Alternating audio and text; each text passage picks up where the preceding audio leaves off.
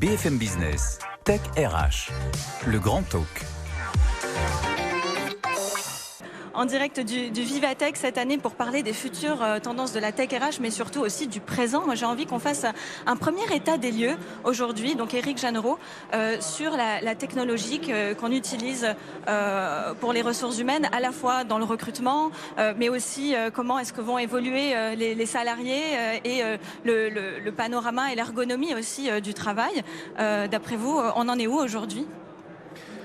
Alors la question, elle se repose dans le contexte d'une pénurie incroyable de talents. On vient de sortir un baromètre des intentions d'embauche qui dit que 88% des employeurs dans le monde souffrent dans leur processus de recrutement.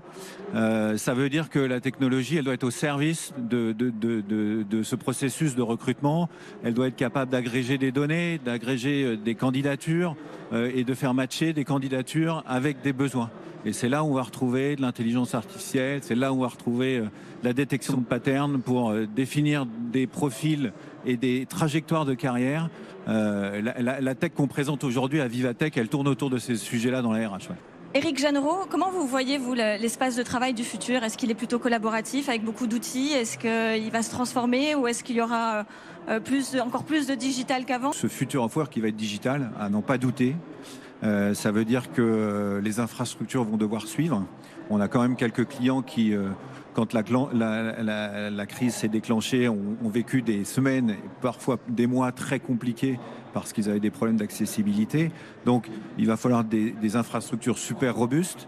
Il va falloir des applications, bien sûr, bien pensées ou repensées, parce que on constate dans les diverses populations qu'on sert, qu'on a des générations digital born qui sont hyper à l'aise avec l'outil, avec l'engin, et qui ont même un appétit très fort et des exigences d'intuitivité et de prise en main et d'autonomie.